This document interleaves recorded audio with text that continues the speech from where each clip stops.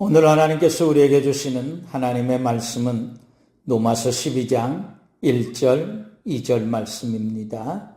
하나님이 기뻐하시는 영적 예배자라는 말씀으로 함께 은혜를 나누겠습니다. 하나님 말씀 우리 같이 읽겠습니다. 그러므로 형제들아, 내가 하나님의 모든 자비하심으로 너희를 권하노니 너희 몸을 하나님이 기뻐하시는 거룩한 산 제물로 드리라. 이는 너희가 드릴 영적 예배니라. 너희는 이 세대를 본받지 말고 오직 마음을 새롭게 함으로 변화를 받아 하나님의 선하시고 기뻐하시고 온전하신 뜻이 무엇인지 분별하도록 하라. 아멘. 교회를 다니는 모든 성도가 공통적으로 빠짐없이 한 가지는 반드시 하는 것이 있는데 그것이 바로 예배입니다. 기도하는 성도도 있고 기도를 안 하는 성도도 교회 안에 있습니다.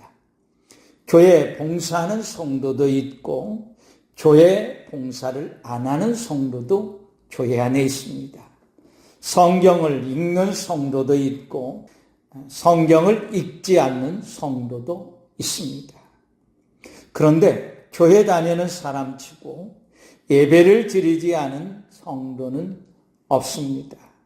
만일 교회를 다닌다고 하면서 그가 예배를 드리지 않는다면 그는 진정한 의미에 있어서 성도라 말할 수 없습니다. 우리가 하나님께 영광을 돌린다고 말할 때 그 영광은 예배를 통해서 최절정에 이르게 된다는 겁니다. 성경에서 처음 등장한 제사는 가인과 아벨의 제사입니다. 가인은 농사를 짓는 자였기 때문에 땅의 소산물로 제물을 삼아 하나님께 제사를 드렸고, 아벨은 양의 첫 새끼와 그의 기름으로 제물을 삼아 하나님께 제사를 드렸다 말씀합니다. 그런데 하나님께서 아벨과 그의 제물은 받으셨지만 가인과 그의 제물은 받지 아니하셨다 말씀합니다. 왜 그랬는지에 대해서 정확한 성경의 기록은 없기 때문에 알 수는 없습니다. 그러나 현대어 번역 성경에 보면 이렇게 번역합니다. 여호와께서는 아벨을 흐뭇하게 여기시고 아벨이 드린 제물을 기쁘게 받으셨다고 합니다. 반면에 가인은 좋게 여기지 않으시고 가인이 드린 제물을 받지 않으셨다라고 말씀합니다. 현대어 성경 번역을 보면 왜 하나님께서 아벨의 제물은 받으시고 가인의 제물은 받지 않으셨는지 짐작해 볼 수 있는 대목이 나옵니다. 하나님께서 아벨을 흐뭇하게 여기셨다. 그리고 그가 바친 제물을 받으셨다 말씀합니다. 흐뭇하다는 말은 마음에 흡족해서 매우 만족스럽다라는 의미입니다. 하나님께서 아벨의 제물을 받으신 것은 아벨이 양의 첫 새끼와 그 기름을 드렸기 때문이 아니라 아벨이 하나님의 마음을 흡족하고 만족스럽게 하는 삶을 살았기 때문이다 라고 번역해 놓았다는 겁니다.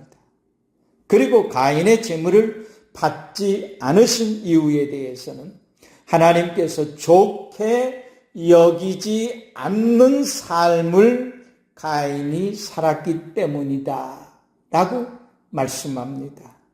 제물의 문제가 아니라 그 제물을 하나님께 바치는 사람의 문제였다는 것을 우리가 알 수 있는 겁니다. 하나님께서 받으시는 예배와 받지 아니하시는 예배는 예배자의 문제라는 것을 우리는 마음에 새길 필요가 있습니다. 모든 예배는 하나님의 임재하심이 반드시 임합니다. 다만 예배자가 어떤 삶을 살았느냐에 따라서 그에게 하나님의 임재가 나타나게 되는데, 하나님이 흐뭇하게 여기는 사람에게는 항상 하나님의 임재하심이 강하게 나타나서 하나님이 축복하신 대로 생육하고 번성하며 땅에 충만한 하나님의 축복이 임하였지만, 하나님께서 보시기에 좋게 여기지 않은 삶을 산 사람들의 예배에는 하나님의 임재하심이 사망과 저주와 고통으로 임하였다는 것을 우리는 아벨과 가인의 제사를 통해서 알 수 있는 겁니다.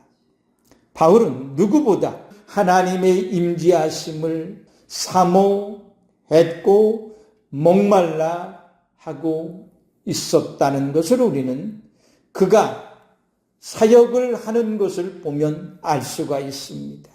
아주 사역에 매진함으로써 해결할 줄 알았는데 여전히 사역을 더 많이 하고 더 열심히 해도 하나님의 임재하심에 대한 목마름은 해결되지 않았다는 겁니다.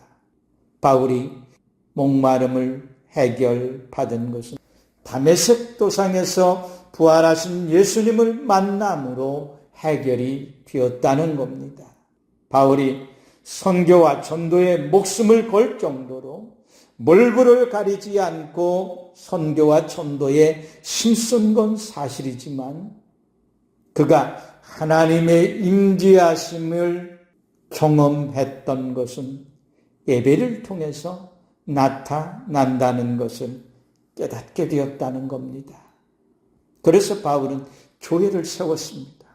독생자를 세상에 보내주신 구원의 하나님을 예배하고 우리의 죄를 대신하여 십자가에 못 박히신 예수 그리스도의 십자가의 죽음과 부활을 기념하는 예배를 드리기 위해서 교회를 세운 겁니다. 그래서 교회의 가장 중요한 첫 번째 기능이 무엇이냐? 하나님께 예배하는 것이다 라는 겁니다. 바울은 오늘 말씀을 통해서 예배를 어떻게 드릴 것인가 하는 예배의 방식에 대해서 말씀하고 있는 것이 아니라, 우리가 하나님께 예배를 드릴 때 어떤 예배자로서 하나님 앞에 우리가 서야 하는가에 대해서 말씀하고 있다는 겁니다.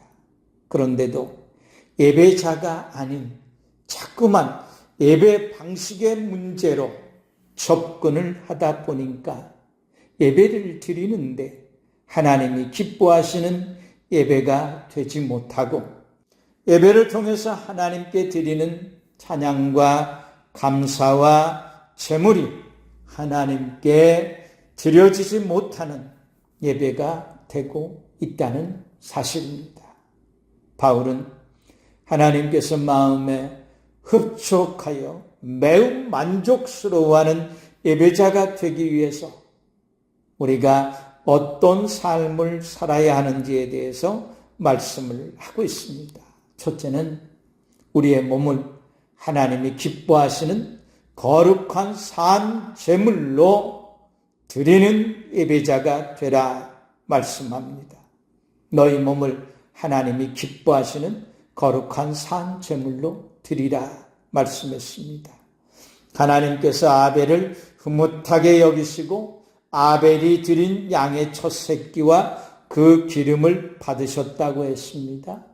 아벨이 양의 첫 새끼와 그 기름으로 드렸기 때문이 아니라, 하나님께서 아벨의 제물을 받으신 가장 궁극적인 이유는 아벨이 하나님 앞에서 하나님을 흐뭇하게 여기는 삶을 살았기 때문에 그의 제물을 받으셨다는 겁니다. 바울은 이 비밀을 깨닫고 제물이 아닌 우리 몸을 하나님이 기뻐하시는 거룩한 산 제물로 드리라고 말씀합니다. 우리의 몸을 하나님이 기뻐하시는 거룩한 산 제물로 드리는 자가 되기 위해서는 하나님께서 기뻐하는 자의 삶을 살라는 겁니다. 삶을 드리라는 겁니다.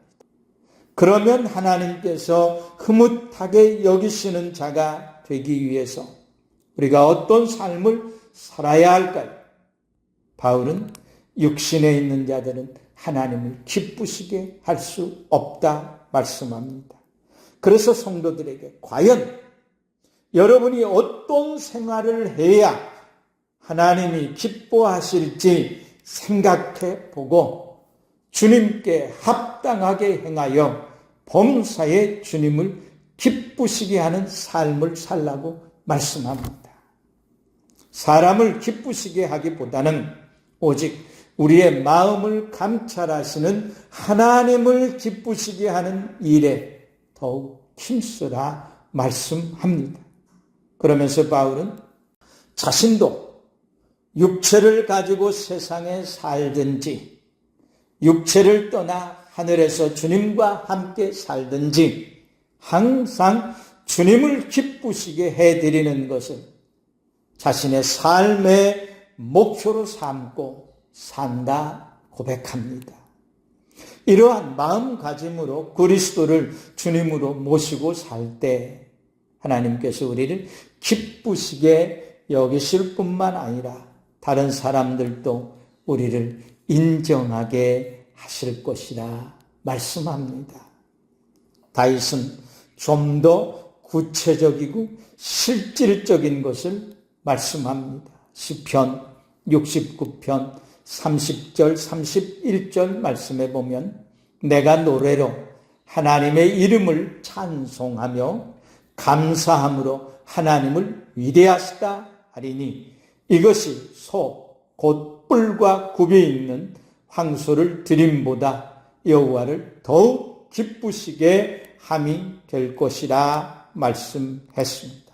또한 바울은 에녹의 삶을 본으로 삼아 히브리서 11장 5절에서 6절 말씀에 보면 믿음으로 에녹은 죽음을 보지 않고 옮겨졌으니 하나님이 그를 옮기심으로 다시 보이지 아니하였느니라.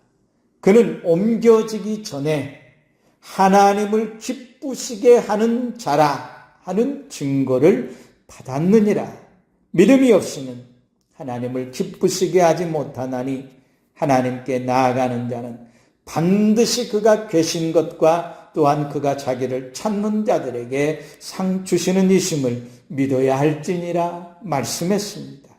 하나님께서 흐뭇하게 여기시는 예배자가 되기 위해서 예수 그리스도를 주와 그리스도로 영접하고 다윗과 같이 주의 이름을 찬송하고 감사하면서 하나님의 말씀에 의지하여 믿음으로 살아감으로써 하나님이 기뻐하시는 예배자가 되시기를 간절히 축복합니다.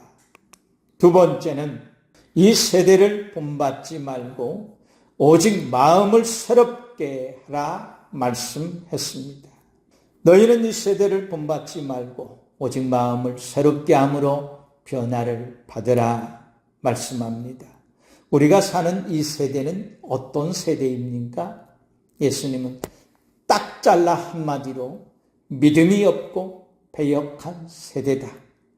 이 세대는 악한 세대다 라고 말씀했습니다. 바울은 하나님을 알되 하나님을 영화롭게도 아니하고 감사하지도 아니하고 오히려 그 마음이 허망하여지며 미련한 마음이 어두워졌나니 스스로 지혜 있다고 하나 어리석게 되어 썩어지지 아니하는 하나님의 영광을 썩어질 사람과 새와 짐승과 기어다니는 동물의 모양의 우상으로 바꾸었느니라 말씀했습니다. 하나님께서 좋게 여기지 않는 자의 삶을 오늘 우리가 살고 있다는 것을 말씀하는 겁니다. 이스라엘 백성들이 광야에서 하나님을 원망하고 불평할 때 하나님은 이렇게 말씀하셨습니다. 신명기 1장 34절 35절 말씀에 보면 여호와께서 너희 말소리를 들으시고 노하사 맹세하여 이르시되 이 악한 세대 사람들 중에는 내가 그들의 조상에게 주리라고 맹세한 좋은 땅을 볼 자가 하나도 없으리라 말씀했다는 겁니다. 이 악한 세대를 살고 있는 사람 중에 한 사람도 하나님이 약속하신 축복의 땅에 들어가지 못한다. 하나님은 원망하고 불평하는 자들과 그들의 삶을 좋게 여기지 않으십니다. 그런 자들의 예배는 또한 받지 않으십니다. 그래서 예수님은 예물을 제단에 드리려다가 거기서 너의 형제에게 원망 들을 만한 일이 있는 것이 생각나거든 예물을 제단 앞에 두고 먼저 가서 형제와 화목하고 그 후에 와서 예물을 드리라 말씀하신 겁니다. 누구에게 원망 들을 만한 일이 있는 사람은 누군가 원망할 사람도 있다는 겁니다. 그러나 갈렙은 이 악한 세대, 이 패역한 세대와 어울리지 아니하고 끝까지 원망, 불평하지 아니하고 믿음으로 행함으로써 하나님의 마음을 흐뭇하게 하는 자가 되었다는 겁니다. 그래서 하나님은 이 갈렙에게 신명기 1장 36절에 보면 오직 여분네의 아들 갈렙은 온전히 여호와께 순종하였은즉 그는 그것을 볼 것이요 그가 밟은 땅을 내가 그와 그의 자손에게 주리라 말씀하셨다는 겁니다. 베드로는 이 패역한 세대에서 구원함을 받으라고 강력하게 촉구합니다. 그러나 이 믿음이 없고 패역한 세대에서 우리는 스스로 자신을 구원할 힘이 없다는 것입니다. 그래서 그리스도께서 하나님 곧 우리 아버지의 뜻을 따라서 이 악한 세대에서 우리를 건져내시려고 우리의 죄를 대속하기 위하여 자기 몸을 십자가에 내어 주셨다는 겁니다. 하나님의 영광을 위해 지음받은 자로서 하나님께서 좋게 여기지 않는 자의 삶을 이제는 청산하고 이 악한 세대와 믿음이 없고 패역한 세대에서 우리를 구원하신 예수 그리스도를 믿음으로 말미암아 마음을 새롭게 함으로 하나님께서 기뻐하시는 예배자들이 되시기를 간절히 축원합니다. 세 번째는 하나님의 뜻을 분별하는 자가 되라고 말씀합니다. 하나님의 선하시고 기뻐하시고 온전하신 뜻이 무엇인지 분별하도록 하라 말씀했습니다. 바리새인과 서기관들이 정직하게 11조를 드리고 안식일을 철저하게 지키고 일주일에 2번씩 금식기도 하며 하나님을 섬기며 예배를 드렸음에도 불구하고 하나님께서 그들의 예배를 받지 아니하시는 이유가 무엇이겠습니까? 예수님은 누가복음 7장 30절에서 이렇게 말씀합니다. 바리새인들과 법학자들, 서기관들은 자신들을 향한 하나님의 계획을 거절하고 요한에게 침례를 받지 않았다 말씀했습니다.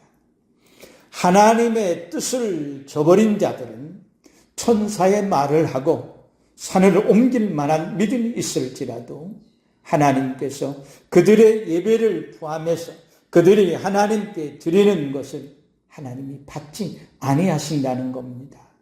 바울은 하나님과 상관없이 바리새인들의 종교적 열정으로 하나님을 섬겼습니다. 열정으로 따지면 바울을 능가할 사람이 당시에 없었습니다. 그러나 하나님은 바리새인의 종교적 열정에 사로잡힌 사울의 그 열정에 대해서 이렇게 단언하여 말씀합니다. 사울아, 사울아, 네가 어찌하여 나를 핍박하느냐라고 말씀했다는 겁니다. 사울이 지금껏 바리새인들의 종교적 열정으로 행한 모든 일이 하나님의 영광을 위한 것이 아니라 예수 그리스도를 핍박하는 일이었다 말씀하신 겁니다. 하나님의 뜻을 분별하지 못하면 주를 위한 일이 주를 핍박하는 일이 될 수도 있다는 것을 우리 마음 깊이 새겨야 합니다. 우리가 하나님의 뜻을 행하기 위해서 그것이 참으로 하나님으로부터 온 하나님의 뜻인지 내가 스스로 생각한 것인지 분별해야 됩니다. 우리가 모든 일을 행하기에 앞서 하나님의 뜻을 분별하는 일이 그래서 중요한 겁니다. 모든 성도들이 다 알고 있는 하나님의 뜻이 무엇입니까? 바울은 이렇게 말씀합니다. 항상 기뻐하라. 쉬지 말고 기도하라. 범사에 감사하라. 이것이 그리스도 안에서 너희를 향한 하나님의 뜻입니다. 하나님의 선하시고 기뻐하시고 온전하신 뜻이 무엇이냐? 바울은 데살로니가전서 4장 3절에서 하나님의 뜻은 이것이니 너희의 거룩함이다. 그 거룩함을 우리가 어떻게 이루며 살아야 한다고 바울은 말씀합니다. 항상 기뻐함으로, 쉬지 말고 기도함으로, 범사에 감사함으로 너희가 거룩한 자의 삶을 살아내라는 겁니다. 하나님의 뜻을 분별하는 자가 되어 하나님의 뜻을 쫓아 하루하루를 살아가는 자들의 예배를 하나님이 받으시는 겁니다. 하나님의 뜻을 엉뚱한 데서 찾지 말고 귀에 못이 박히게 들은 바 말씀, 항상 기뻐하라, 쉬지 말고 기도하라, 범사에 감사하라 하신 말씀을 따라 살아내는 겁니다. 기쁨, 기도, 감사가 넘치는 삶을 사는 자들이 되어서 하나님이 기뻐하시는 예배자가 되시기를 간절히 축복합니다.